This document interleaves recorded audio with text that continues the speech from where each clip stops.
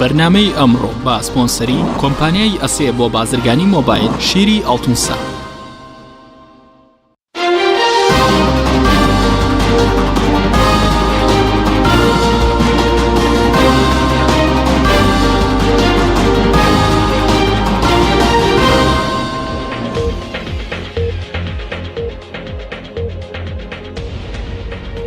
بەناوی خوای گەورە سڵاوتان لەبێت بەڕێزان تاوەکو ئێستا کۆمیسیۆنی هەڵبژاردن و ڕاپرسێرێن وادەی هەڵبژاردننی سەرۆکایەتی هەرێم و پەرلەمانی کوردستانی دیاری نەکردووە با بڕوای شارەزانی بواری هەڵبژاردنیش باشتر وای هەردوو هەڵبژاردننی سەرۆکایەتی هەرێم و پەرلەمانی کوردستان لەگەڵ ڕاپرسی بەیەکەوە ئەنجام بدرێن. بە میواندارێک لە بەڕێزان لە ستۆدیۆی سەرەکی قادر ڕزگەی ئەندامی پەرلەمانی کوردستان ئارام جەمال بەڕێوەبەری پەیمانگای کوردی بۆ هەڵبژاردن تاوتوێ ئەم پرسە دەکەین لە سەرەتا راپۆرتێک دەبین دواتر لەگەڵ میوانەکانمان درێژە بەم پرسە دەدەین. تا ئێستا کۆمیسیۆنی هەڵبژاردنەکان وادەی هەڵبژاردننی پەرلەمان و سەرۆکایەتی هەرێمی دیاری نەکردووە. حوتی حوزەیران لە کۆبوونەوەی نێوان بارزانی و بەشێک لە لایەنە سیاسیەکان ڕۆژی 25 نۆ دیاری کرا بۆ ئەنجامدانی ڕیفراندۆم، بەڵام هیچ ڕۆژێک دیاری نەکرا بۆ وادەی هەڵبژاردننی سەرۆکایەتی هەرێم و پەرلەمانی کوردستان. ئەنجامدانی هەڵبژاردن و ڕاپرسی لایەنە سیاسیەکانی دابەش کردووە بەسەر دوو بەرەدا. بەشێکیان داوا دەکەن هەردوو پرۆسەکە بە پێی ڕێکارە یاساییەکان بەیەکەوە ئەنجام بدرێت. پارتی و بەشێک لە لایەنەکانیش ڕۆژی ڕاپرسیان دیاری کردووە، بەڵام ڕۆژی هەڵبژاردنیان دیاری نەکرد. ئەمەش وا دەکات پلانێک لە ئارادا بێت بۆ دواخستنی هەڵبژاردننی سەرۆکایەتی و پەرلەمانی کوردستان. هەریەکە لە کۆمەڵی ئیسلامی و بزوتنەوەی گۆڕان پێیان باشە هەڵبژاردننی سەرۆکایەتی هەرێم و پەرلەمان و ڕاپرسی بە پێی ڕێکارە یاساییەکان بەیەکەوە ئەنجام بدرێن. با بڕوای شارەزایانی هەڵبژاردننیش ئەنجامدانی هەردوو پرۆسەکە بەیەکەوە ئاسانترە بۆ کۆمیسیۆنی هەڵبژاردنەکان و لە ڕووی ئابووریشەوە تێچووی کەمترە، لالایەکی تریشەوە کار ئاسانیە بۆ هاوڵاتیان. بەپێی یاسا دەبێت هەڵبژاردننی سەرۆکایەتی هەرێم و پەرلەمان بەیەکەوە ئەنجام بدرێن. لە ئێستاشدا هەندێک لایەن دەیانەوێت هەڵبژاردنەکان دوا بخەن. وادەی یاسایی سەرۆکی هەرێم لە 20 ئابی ساڵی 2015 بەسەر چووە. ئەگەر هەڵبژاردننی پەرلەمانی کوردستانیش تاوەکو پێش 6/11 ئەنجام نەدرێت، پەرلەمانی کوردستانیش دەکەوێتە بۆشایی یاساییەوە و دەسەڵاتی یاسادانان و ڕاپەڕاندنی نامێنێت. هەڵبژاردننی خولی سێمی پەرلەمانی کوردستان لە 21 ئەیلولی ساڵی 2013 ئەنجام درا و یەکەم دانیشتنی پەرلەمانی کوردستانیش لە 6/11 هەمان ساڵ ئەنجام درا. بەپێی یاسای هەڵبژاردننی پەرلەمانی کوردستانیش دەبێت پێش بەرواری 6/11 هەڵبژاردن ئەنجام بدرێتەوە.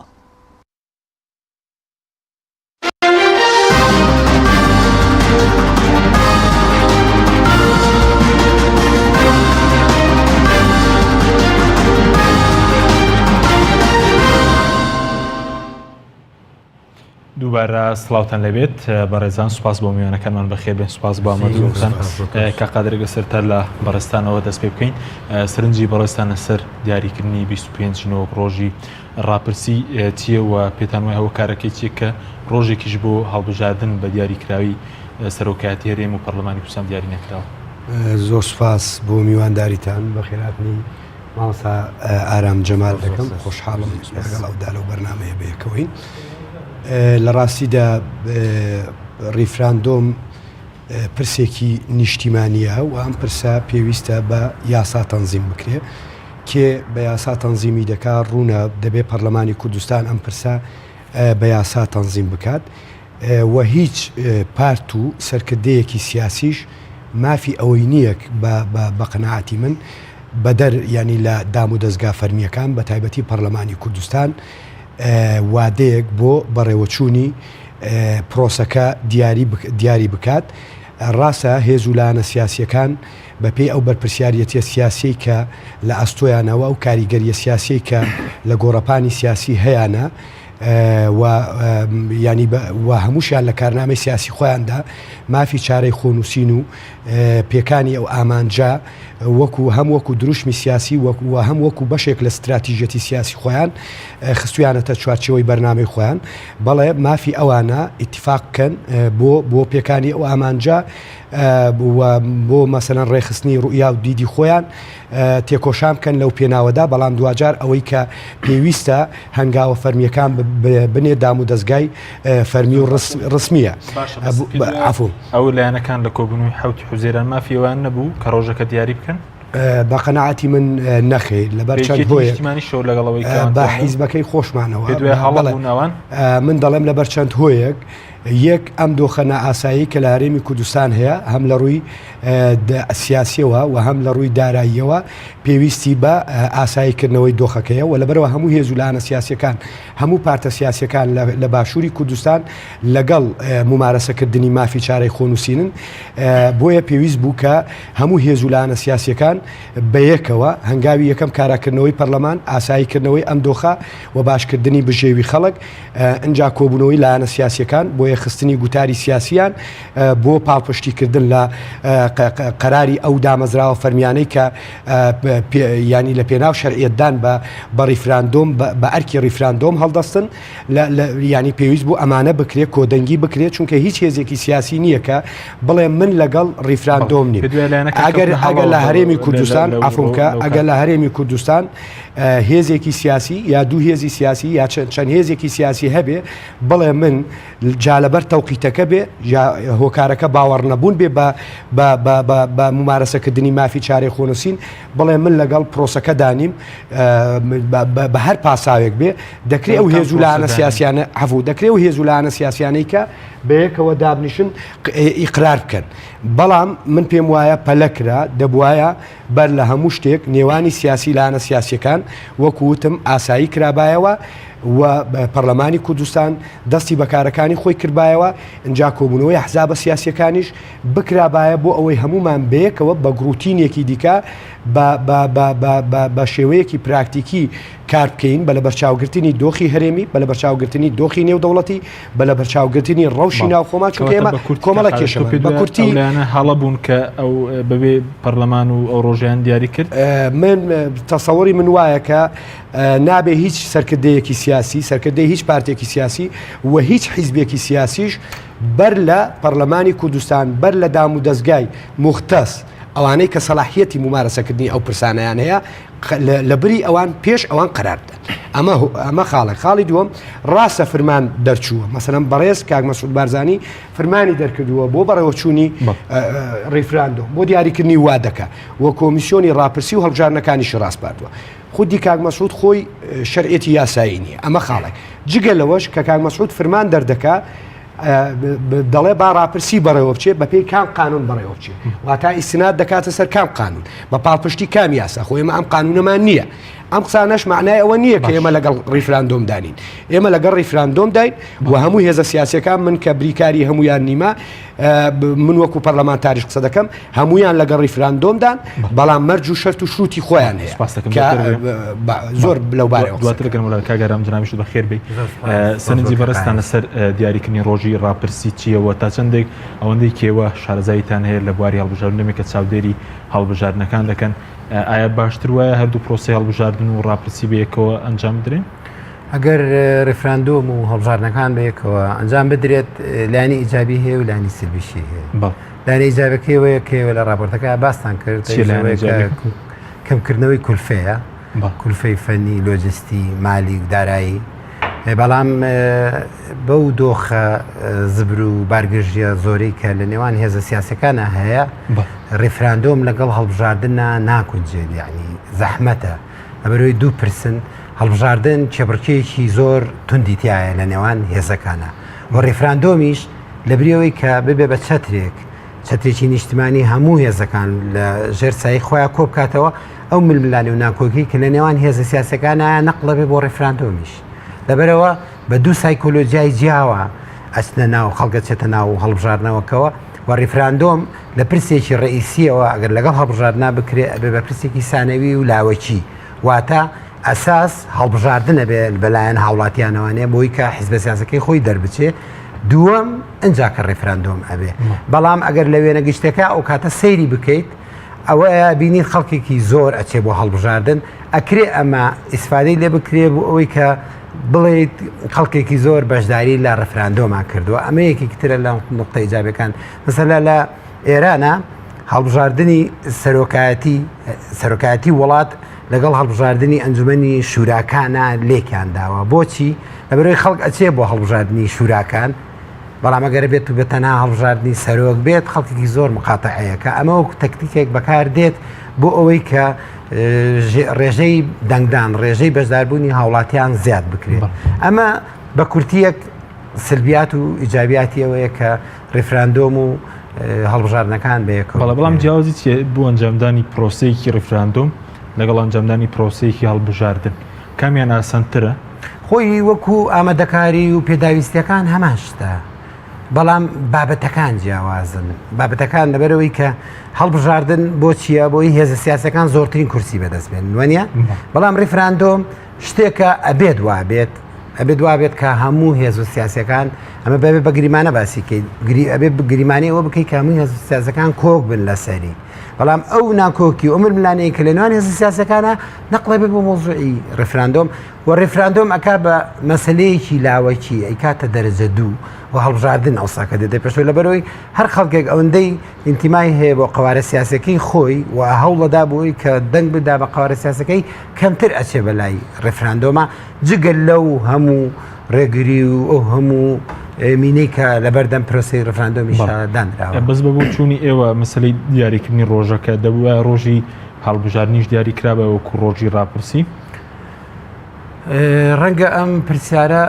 لە تۆ وەربگرم بۆی باز لەوە بکەم کە دیاریکردنی ڕۆژی ڕێفراندۆم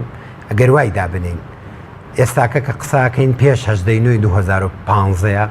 و مەسعود بارزانی دەسەڵاتێکی شەرعی هەیە ئەو کاتەش لە ڕووی یاساییەوە مەسعود بارزانی کە سەرۆکی هەرێمە بۆ ئەو کاتە مافی ئەوەی نەبوو کە ڕۆژی ڕێفراندۆم دیاری بکە چۆن بە چ بەڵگەیەک بە بەڵگەی ئەوەی هەموو یاسای ژمارەیەکی ساڵی 2005 بخوێنەرەوە کە ئێمە بە هەمومان باز لەواکەین کە سەرۆکی هەرێم دەسەڵاتێکی زۆری هەیە هیچ مافێکی نەداوە بۆی کە سەرۆکی هەرێم مافی جاردان و دیاریکردنی ڕۆژی هەڵبژاردنیە بێ لەگات لە کاتێکە کە ئەوەش هەیە ئێمە ئێستاکە لە تاریخەکەین ساڵ زیاتر تێپەڕیوە بەسەر 18 نوێ و مەسعود بارزانی وادەی سەرۆکایەتی تەواو بووە و لە ڕووی یاسایەوە سەرۆکیکی ناشەرعیە بۆیە ئەمە بەڕاستی مخالفەی قانونە و پێچەوانەی یاسایە و نە ئەبووە ئەم هەنگاوە بندرێ باش بەڵام چارەسەر چێ بوونمە بۆ چوونیەوە چارەسەر ئەوەیە کە ئەبێ پەرلەمان لەبەرەوەی نوێنەری زۆرینەی زۆری هاوڵاتیانی هەرێمی کوردستانی تایە و هاوڵاتیان دەنگیان پێداوە و وەکو ڕێزگرتنێک بۆ دەنگی هاوڵاتی و بۆ ئەوی ئەو متمانەی لای هاوڵاتی دروست بکەیت کە ئەو دەنگی یاوێتی بە ئەندام پەرلەمانی خولی چوارەمی پەرلەمان ئەو دەنگە ڕێزی لێ گیراوە و ئەو متمانەیە وا بکات کە ئەگەر سبەینێ داواشت لێکرد بۆ ڕێفراندۆم بزانێت کە تۆ ڕێزی دەنگەکە یەگریت ئەگەر تۆ بە خولی چوارەمی پەرلەمان کە کاقایار و ئەو بە ڕێزانە هاوڵاتیانێک دەنگی پیاون تۆ ڕێزی دەنگەکانی ئەو هاوڵاتیانە نەگری چ متمانە و چ گەرنتیەک هەیە بۆی کە ڕێزی ئەو دەنگە بگریت کە سبەینێ لە 25 نوێ خەڵک دەنگەدات بە ڕێفراندۆم بۆیە یەکەم هەنگاو ئەوەیە جێڕانەوەی ڕێزە بۆ دەنگی هاوڵاتی ئەو جێڕانەوەی ڕێزە نەبێت ڕێفراندۆم بۆ خۆی کێتە ژێر پرسیارێکی گەورەوە و ئەو بۆچوونە زۆر زاڵە بێ بەوەی کە لەبەرەوەی ڕێز لە دەنگەکانمان ناگرن دەنگەکانمان بنەوە و ئەوە دروست دەبێت کە خەڵک داوای دەنگەکانی ئەکاتەوە بۆ خولی چوارەم ئەجا کە تۆ بێی سەرباری ئەوەش داوای ڕێفراندۆمی لێ بکەیت کە سوور ئەزانیت دەنگی ڕێزی دەنگەکەی نەگیراوە و ئەشتەوێ بیبیت بە ناو پرۆسەیەکی ترا کە پرۆسەی ڕێفراندۆمە کە مەسلەیەکی زۆر حەساس و چارەنووسازە بۆیە پێویستە بەر لە هەر شتێک پێمان وانە بێت نابێت بەڕاستی کاک مەسعود وا بیر بکاتەوە گەورەبوونی پەرلەمان بە معنای بچووبوونەوەی خۆی ئەبێ گەورەبوونی پەرلەمان ئەگەر ئینسانێک دەوڵەتمەدار بێ و بڕوای بە دەوڵەتداری هەبێت ئەبێ پێی وابێت کە گەورەبوونی پەرلەمان بەڵێ ئەبێ پێی وابێت کە گەورەبوونی پەرلەمان بە مانای سەرکەوتنی پرۆسەی سیاسی و پرۆسە و ئەزمموی هەرێمی کوردستان و ئەگەر ئەوەشی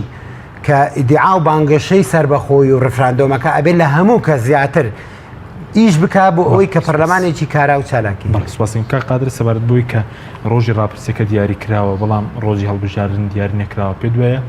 پلانێکەیە بۆ دواخستنی هەڵبژاردننی پەرلەمانی کوردستان و سەرۆکایەتی هەرێم وەڵابەر لەوە بم بوورەمەوە سەعارەم بەپێی یاسای سەرۆکایەتی هەرێمی کوردستان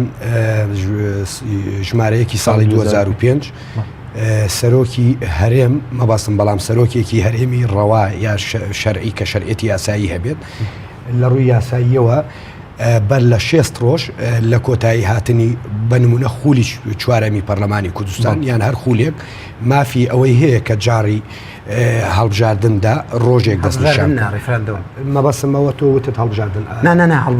ڕێفراندۆمی پەرلەمانیش بەس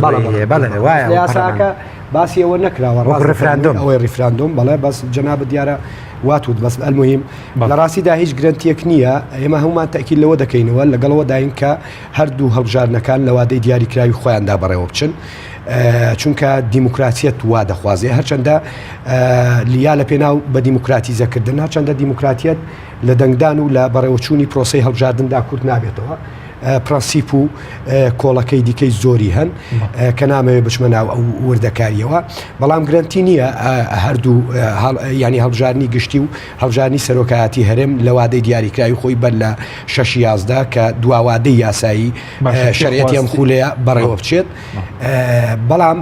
وەکو مامۆستا ئارامیش ئاماژەی پێبدا ئێمە جیاوازی لە بینی هەردوو پرۆسەکەدا بکەین ئەگەر ئێمە بەفیعلی پرۆسەی ڕاپرسی بکەین لە هەرێمی کوردستان کە تاکید لەوە دەکەینەوە پێویستمان بە قانونە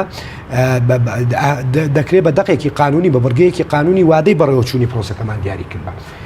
بەڵام دەکرێت لێرەدا ئەمە ئاماژە بە شتێکی کە بکەین ئەویش ئەوەیە کە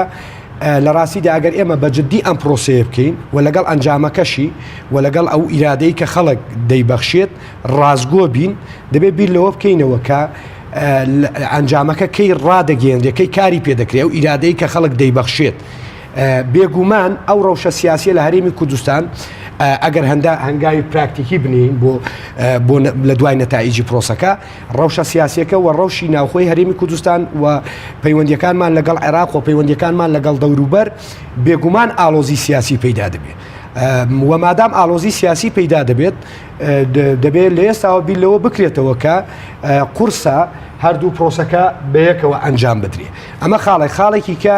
وەکوتم کۆمەڵێک کۆسپ هەن لە بەردەم بەڕێوەچوونی پرۆسەکانی هەڵبژاردننی پەرلەمانی کوردستان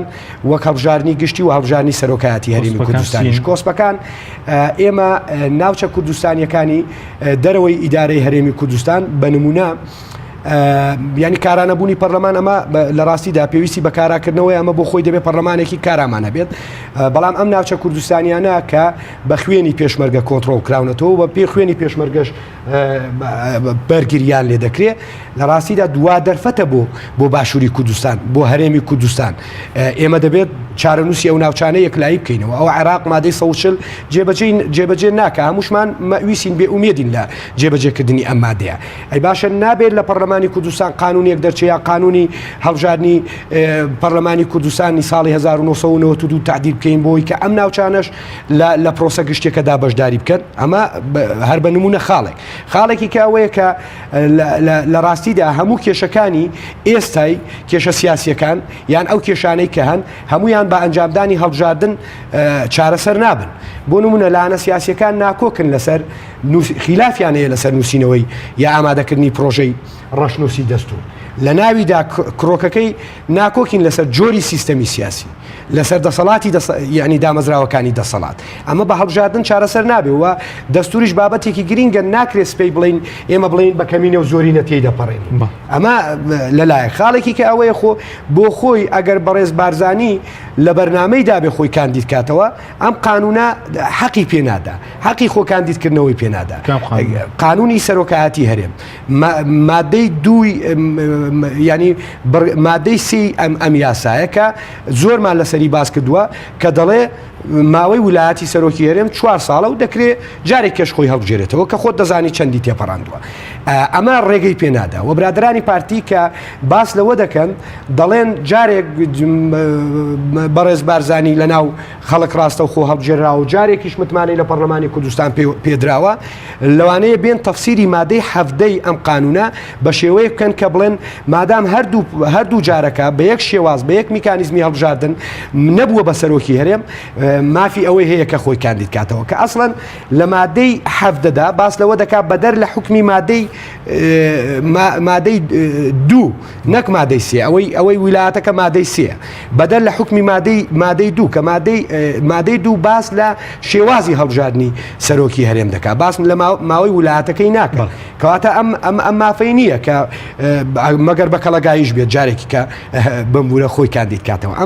ئەمانە بۆ خۆی ئاستەنگن لە بەردەم بەڕێوەچوونی ئەم پرۆسەیە دوای ئەوەش ئێمە بۆ بەڕێوەچوونی جگە لەمانەش هەردوو پرۆسەکە لە ڕاستیدا پێویستمان بە ئاشبوونەوەی نیشتیمانیە پێویستمان بە باشکردنی گوزەران و ژیانی گشتی و خەمی ینی ژیانی گشتیە لە وڵاتەدا ناکرێ هێزە سیاسیەکان بەم پەرتەوازەیی ئێستا داخلی پرۆسەی هەڵبژاردن بن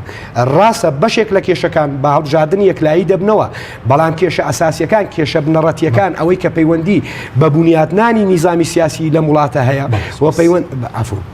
سپاس دەکەم دۆ تێک لەم لای بەڕێز کاگەرم سەبارەت بۆی کە بەڕێز بوت بەر لەوەی کە ئێمە هەنگاو بنێن بۆ پرۆسەی ڕاپرسی و هەڵبژاردن پێویستیان بە گێڕانەوەی ڕێزی دەنگدەرانە ینی بەچی ڕێزی دەنگدەران لە کوردستان شکێنراوە چۆن ئەم ڕێزە دەگەڕێنرێتەوە بەوەی کە پەرلەمان کارا بکرێتەوە و پەرلەمان گەیشتۆتە کوێ لێەوە دەست بە کارەکانی خۆی بکە و لەوە زیاتر بەڕاستی ئەڵێ مەگەر پارتی دموکرات هێزێکی دیموکرات خواز و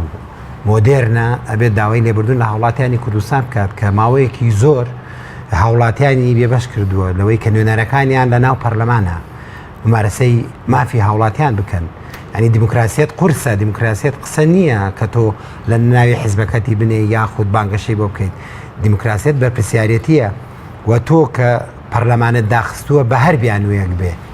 مەسئولیت بەرامبەر بە داخستنی پەرلەمان مەسئولی بەرامبەر بە و ژمارە ئەو یاسانی کە لەو ماوەیە دەرئەچوو و لە موشی گرنگتر مەسئولی بەرامبەر بە ڕێزنەگرتن بەرامبەر بە دەنگی هاوڵاتی کە لە ڕێگەی سنووقی دەنگانەوانێ هەموو دنیای پێشکەوتو ئاڵوگۆڕ و دەسادەسی دەسەڵات دەکرێت لەبەرەوە ئەبێم هێزانە بەڕاستی واز لەو عەقڵیەتە کۆنە بێنن و پیان وا بێت کە ئێمە تەنها لە قۆناغی بەری کوردستانیان و لە قوڵۆقن لە 92 بەڵکو ئەبێ بڕوا بۆ بێنن کە پەرلەمان هەیە موسسەیەکە ئەبێ کارا بێ و ئەرکی بە پلەی سەرێکی ئەرکی شخصی مەسعود بارزانیە کە ئەبێ لە هەموو کە زیاتر هەوڵ بدا پەرلەمانێکی کارا هەبێ پەرلەمانێک هەبێ کە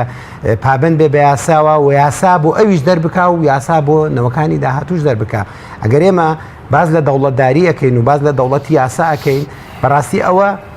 ئەو بەرپرسیارەتێ لە هەموو کە زیاتر خاتە سەرشانی مەسعود بارزانی بۆەوەی کە ئەبێ ئەو بەر لە هەموو کەس یاسا نەشکێنێ و پابند بێت بە یاساوە کە بەداخەوە یەکەم کەسی هەرێمی کوردستان کە پۆستی سەرۆکی هەرێمە یاساشکێنی کردووە و ئێستاکە دۆخەکەی گەیاندۆ بەم دۆخە کە لەگەڵ ئەوەیە دۆخەکەی گەیاندۆ بەوەی کە شخصی مەسعود بارزانی و پارتی دیموکرات وانێ بکات بۆ دەربازبوون لەو قەیرانە مەسەلەی ڕفراندۆم بێنێتە پێشەوە لەبەرەوەی مەسەلەی ڕفراندۆم ئیتر دواکارتە بەڕاستی بۆ ئەوی بتوانیت کە بۆ ئەوی ئەو بتوانێت تەجاوەزی ئەم ئەزمێ بکە کە من پێم وایە نەک تەجاوەزی ئەم ئەزمێ ناکە بەڵکو ئەو قەیرانە سیاسی کە لە هەرێمی کوردستانە قوڵتور و قوڵتوری شێکاتەوە ناوبڕێک من هەیە دواتر دەگەڕین بۆ لای بەڕێستان بەڵێ بینەرانی بەڕێز ناوبڕێکی کورت و دەگەڕینەوە وڵاتان لەگەڵمانمێنە بەرنامەی ئەمڕۆ بە سپۆنسەری کۆمپانیای ئەسێ بۆ بازرگانی مۆبایل شیری ئەڵتونسا.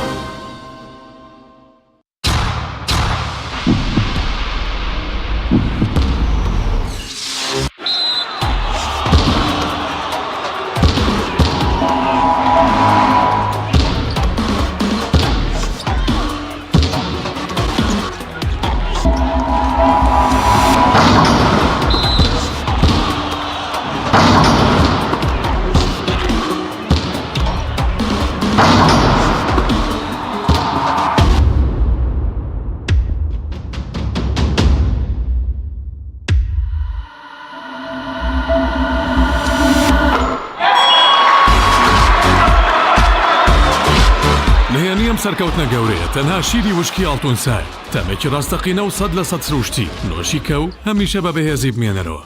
نوێترین ئۆفەر لە کۆمپانیای ئەسێەوە. ئێستا مۆبایلی زیرەکی ئەسێ Q5S 4G LTE کە بە فینگرپرینت کار دەکات بە قستی مانگانەی تەنها 59,000 پێشەکی و مانگی تەنها 14,000 دینار. نوێترین مۆبایلی زیرەک و پێشکەوت و بە نزمترین نرخ بۆ تۆی خۆشەویست. ئەسێ Q5S 4G LTE. کۆمپانیای بەیزا لە پێنە و بەرەنگاربوونەوەی قەیرانی دارایی و پێشکەشکردنی باشترین ئامری کارەبایەتی نۆماڵ، کۆمپانیای بەیزا بووە بریکاری گشتی کۆمپانیای زەمگی ئیتالی. هەروەها فرۆشتنی بەرهەمەکانی باقیستی هەژدەمان بە هاوڵاتیان، سەلاجە و مجەمیدە، هەموو جۆرەکانی سپلێت، تەلەڤیزیۆن و تەباخ و مڕەشەح، فڕن و مایکرۆ، گسکی کارەبایی، غەسالەی جلشتن و قاپشتن. بەیزا مامی هاوڵاتیان. کۆمپانیای دنیا دیکۆر. کۆمپانیای دنیا دیکۆر ئامادەیە بۆ دانانی دیکۆراتی ماڵ و شوێنە گشتی و حکومیەکان. کۆمپانیای دنیا دیکۆر هەڵدەستێت بە دروستکردن و دانانی کەوانتەر و ژووری نووسن و ئۆفیسی گەشت و گوزار و جبسم بۆردی مەغریبی و کاغەزی دیواری ئیتاڵی و تەختەی ئەرزی تورکی و ئەڵمانی و جیاکردنەوەی هۆڵ بە HDF و MDF و داری سروشتی. کۆمپانیای دنیا دیکۆر دنیایەک بۆ دیکۆراتەکانتان. ناونیشان سلێمانی فەرعی یەکەم، شەقامی بازنەی مەلیک مەحموود بەرامبەر پارکی مەلیک مەحموود. فەرعی دووەم، شەقامی بازنەی مەلیک مەحموود بەرامبەر سۆپەرمارکێتی ئاڵتون. فەرعی سێیەم، ناوچەی پیشەسازی یەک بەرامبەر تاقیگەی بیناسازی. کۆمپانیای دنیا دیکۆر.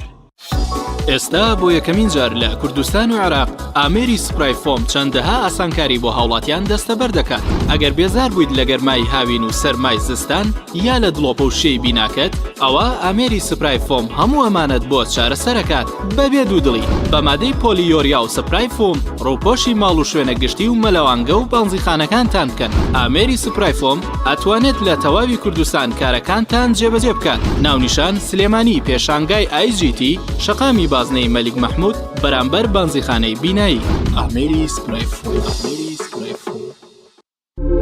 لامینەت و تەختەی ئەرزی تورکی AGT باشترین تەختەی ئەرزی تورکیا با بارزترین کوالیتی دروستکراوە. پێکاتوە لە چەند مواسەفاتێکی بەرز، ئەستوورەکەی 8 ملم و 10 ملیمە، حاشیەکەی لە ڕەنگی خۆیەتی. ناونیشان سلێمانی شەقامی بازنەی مەلیک مەحموود بەرامبەر بانزیخانەی بینایی. پەیوەندی بکەن بەم ژمارانەوە 0770 955 7650 0770 955 7660. پاکەرەوەی ڤەتەن. پاکەرەوەی ڤەتەن بۆ پاکردنەوەی قاپ، کەفێکی زۆر و بۆنێکی خۆش، خاوێنکردنەوەیکی تەندروست. تایبەتمەدی پاکەرەوەی ڤەتەن یەک دانە لە ڤەتەن بەرامبەر 3 دانێ لە پاکەرەوەکانی تر. پاکەرەوەی ڤەتەن بۆ پاکردنەوەی مافور و فەرش و مۆکێت دوای خاوێنکردنەوەی بە گەسکی کارەبایی. ڤەتەن گشت لە کەوپیسی چەوریەک لا ئەدات و نوێ ئەکاتەوە. بۆ ئەم بەهارە با جلوبەرگەکەت بە پاکەرەوەی ڤەتەن نەرم و بۆن خۆش بکرێت تا جیاواز بیت. خانمی بەڕێز، بۆ ڕیمەجاری هەراسانی کردویت لە جیران، پاکەرەوەی ڤەتەن بە دڵنیایی بەکاربێنن. قەنەفە و مێز و کورسی و گشت پێداویستەکانی ناوماڵ بە پاکەرەوەی ڤەتەن پاچیان بکەرەوە. بۆ یەکەم جار لە کوردستان و عێراق فاسی ڤەتەن بە بۆنی خۆش گەیشت. بۆ ئەوەی جلوبەرگەکانت بێ لەکە و هەمیشە پاک بێت، فاسی ڤەتەن بەکاربهێنە. پاکەرەوەی ڤەتەن بۆ خاوێنکردنەوە و لادانی چەوری سەرتەباغەکانتان کە هەمیشە جوان و تەندروست دەبێت. پاکەرەوەی ڤەتەن بۆ خاوێنکردنەوە و لادانی کلسی کتری و چادان و مەخسەل و بانیۆ کە خەونی زۆری ئافرەتان بوو. ئامەشمان چارەسەر کرد بە مارکەی ڤەتەن. پاکەرەوەی ڤەتەن لە سەرتاسەری تورکیا بەکاردەهێنرێت چونکە باشترینە. ئەوانەی ڤەتەن بەکاردەهێنن هەرگیز نایگۆڕن، دووبارە دەیکردنەوە. نرخی گونجاو و باشترین کوالەتی پاکەرەوەی ڤەتەنە. خاوەن چەندین بڕوانامەی نێودەوڵەتی لە سەرتاسەری جیهان. بە هەمیشە ماڵەکانتان خاوێن و بۆن خۆش و تەندروست بێت بە پاکەرەوەی ڤەتەن. گەر بە دوای کوالەتێکی بەرز دەگەڕێی، بەرهەمەکانی پاکەرەوەی ڤەتەن بەکاربهێنە. پاکەرەوەی ڤەتەن ماڵەکانتان بە خاوێنی دەهێڵێتەوە. تۆپ ئارت تاکە بریکاری تۆڕی میدیایی کۆمەڵ بۆ دروستکردن و بڵاوکردنەوەی ڕیکلام. تۆپ ئارت.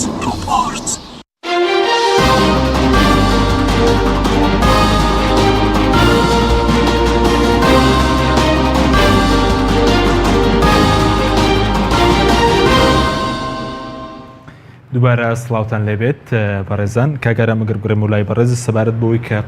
ڕۆژی ڕاپرسی کە دیاریکراوە بەڕێز وتت لە ڕووی ئاساییەوە لە دەسەڵاتی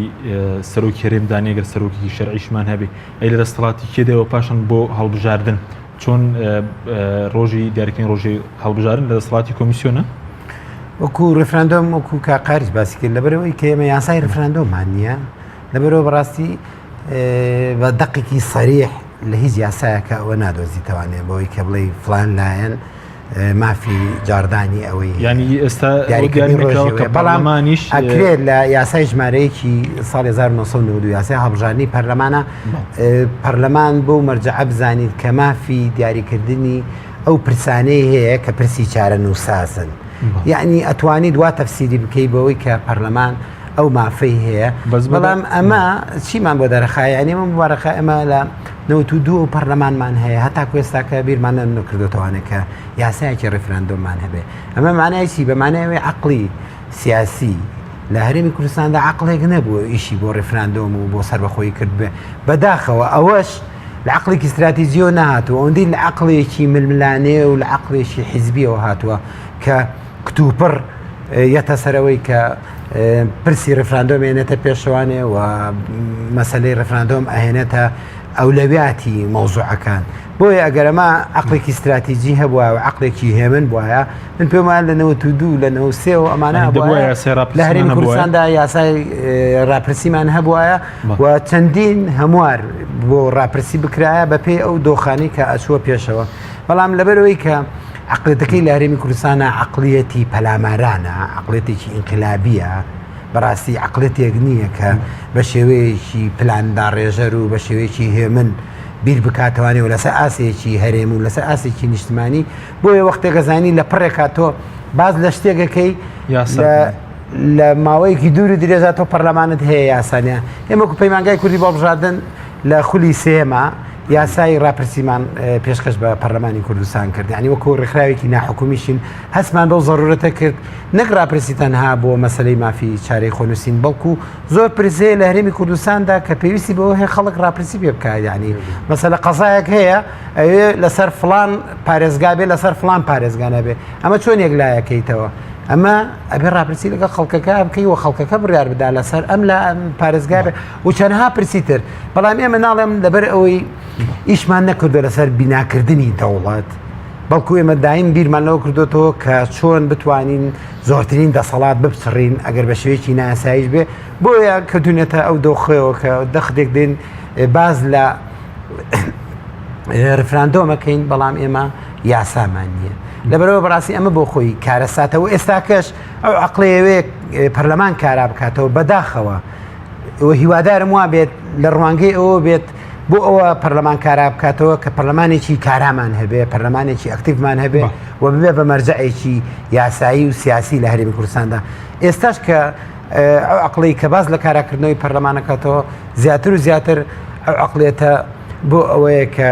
بتوانێت تەنها یاسای ڕفراندۆمی پێ دەرکات و دایەوە بڕۆنەوە ماڵی خۆیان دای بخاتەوە دووبارە بە تەکید یعنی لەو عقلێتەوە هاتووە ئەمەیە کێشەی عقلی نوخبەی سیاسی لە هەرێمی کوردستان دەکەم کا قادر سەبارەت بەوەی کە تاکو ئێستا ڕۆژی هەڵبژاردننی پەرلەمانی کوردستان سەرۆکایەتی هەرێمیش دیاری نەکراوە مەترسیەوەیە کە مەسەلەن بۆ نمونە ڕاپرسی کە 25 ئەنجام دەرەوەکو و بانگەشەیەک بۆ هەڵبژاردن بەکاربێنرێت بەڵێ من دەویست لەو یەکێک لە شتەکان ئەوە بێ عفو بکە باسی لێوە بکەم بەر لەوە باسەوە بکەین لە ڕاستیدا ئێمە کێشەی پرۆسەی ڕیفراندۆم ماوەسارامیش هەر بە هەماشەوە دڵنیان بیر دەکاتەوە لەوەدا کورت نەکەینەوە کە کێ مافی ئەوەی هەیە کە جاری بۆ بدە ڕاستە لە هیچ دقێکی قانونی نییە چونکە ئێمە قانونی ڕیفراندۆممان نییە دەکرێت لە قانونی ڕیفراندۆم کە پەرلەمانی کوردستان دەری کرد زۆر شت لە نمونەی ئامانجی ڕیفراندۆمەکە لە نمونەی زۆر شت ئێمە یەکلای بکەینەوە بەڵام ئەمە دەکرێت وەکو تەحسیل حاصلیش مامەڵی لەگەڵدا بکرێت بەڵام ئەمە کێشەی ئەوەمانەیە کە سەرۆکی هەرێم شەرعێتی یاساینی ئەمە خاڵێک یاسای ژمارە چواری ساڵی 2014 کۆمیسیۆنی ڕاپرسی و هەڵبژاردنەکانمان هەیە بە نمونە لە مادەی سێدا کامە پەیوەندی بە ڕیفراندۆمەوە نیە بەڵام لە مادەی سێدا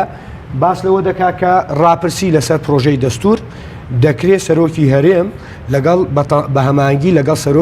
سەرۆکایەتی پەرلەمان ڕۆژێک دیاری بکرێت یاوە کاتەگەر قانونی ڕیفراندۆمیشمان دەرکرد دەکرێت دقێکی ئەوە بچەسپێنین ئەمە گرفت نییە ئەوەندەی کە گرفت لە کۆی پرۆسەکەی و لە پەخستنی پەرلەمانە و لە نەبوونی تەبایی سیاسیە لە هەرێمی کوردستان و لە خراپی بارودۆخ و بژێوی خەڵکە بە شێوەیەکی گشتی بەڵێ بێگومان جگە لەو خاڵێکە ئاماژەم پێدا سپەی ڕنگ بێ لایانی سیاسی هەبێت بێگومان کە ئەمە وەکو کەرستەیەکی بانگەشەی هەڵبژاردن بەکاربێنێ بڵێ من ئیبداعی سیاسیم کرد باسم لە پرۆسەی ریفراندۆم کرد باسم لە بنیادنانی دەوڵەت کرد باسم لە پێکانی ئەو ئامانجە کرد هەوڵمدا بۆ ئەوەی ممارەسەی مافی چارەی خۆنووسیم بکەین بەڵێ بێگومان دەکرێت ئەمە بێشک وەکو کەرستەیەک بەکار بهێنرێ لە پێناو کەسبکردنی دەنگدەر سوود لەم پرۆسەیە بەتایبەت لەو کاتانەی کە کاگەر ینی ئەمە بە قانون تەنزیمینەکەین کێشەی ئەومان دەبێت تۆ پرۆسەکە دەکەی بەڵام ئەنجامەکە ئەو ئیرادەی کە خەڵک بەخشیوێتی کەی بەکاری دێنی کەی دەیخەیە گەڵ قۆناغەکانی دوای پرۆسەکە چین چەند زەمەنی پێدەچێت کە ئەمە بۆ مەبەستەش پێویستمان بە قانونە بۆیە ئەو زەمەنە بێگومان لە دوای ئەم پرۆسەیە ئەگەر داخلی هەڵبژاردننی پەرلەمان بین داخلی هەڵبژاردننی گشتی بین هەردوو پرۆسەکە بە بێگومانی وەکو کەرستەی بانگەشە لە پێناو مەرانی شخصی و لە مەرانی حیزبی سوود لەو پرۆسەیە بەڵام بە بۆچوونی ئێوە هەڵبژاردننی سەرۆکاتی هەم هەرێم و هەم پەرلەمانی کوردستانیش پێش 16 ئەنجام دەرێت ئێمە لەگەڵ بەڕێوەچوونی ئەو پرۆسەین بەر لە 16 بەڵام بە تەسەوری من نەخیر بۆ ناگەڕێمەوە سەر وڵامەکانی پێشوم بەڵام لەبەرەوەی کە جدیت نییە لە بەڕێوەچوونی ئەو پرۆسانە زاید ئەو هەردوو پرۆسەکە لە هەمان کاتیشدا لە هەمان کاتیشدا من پێم وایە بەنمونە پارتی دیموکراتی کوردستان ئەگەر دڵنیا نەبێت لەوەی کە کام هێز ئیتیفاقی لەگەڵ دەکا چونکە هیچ هێزێکی هیچ پارتێکی سیاسی ئازمموی ڕابردوو ئازمونونەکانی پێشتری ینی هەڵبژاردنەکان پەنجازایەتیەکی کۆمەلگای نەهێناوە ئەو دەنگەی نەهێناوە پەنجازایەتیەکی ئیرادەی سیاسی دەنگدەری کوردستانی لە پشت نییە بۆیە تا مەسلەی کابینەی داهاتوش یەکلایی نەبێتەوە بە ئیتفاقیاتی سیاسی بە قەناعەتی من هەڵبژاردن لە کوردستان ناکرێت بم بوراگە سوانی چۆن یار هەڵبژاردن پێ دوای ناکرێت تا من ناڵم قەت هەڵبژاردن لە کوردستان ناکرێت خۆم حەز دەکەم بەر لە 16 هەڵبژاردن لە کوردستان بکرێت بەڵام پێشبینیە سیاسیەکان پێشاتە سیاسیەکان و نەبوونی هیچ ویستێک بۆ بەڕێوەچوونی ئەو دوو پرۆسەیە و بەڕێوەچوونی پرۆسەی ریفراندۆمیش هەموو ئەوانە پێمان دەڵێن کە هەڵبژاردنەکان لە وادەی دیاریکراوی خۆیاندا ناکرێت و ئەمەش مەترسی دروست دەکات چونکە بەر لە دوای 16 پەرلەمانی کوردستان ڕەوایەتی نامێنێ پەرلەمانی کوردستان ڕەوایەتی نامێنێ ئەو کات هەم سەرۆکی هەرێم بە نایاساییەکەی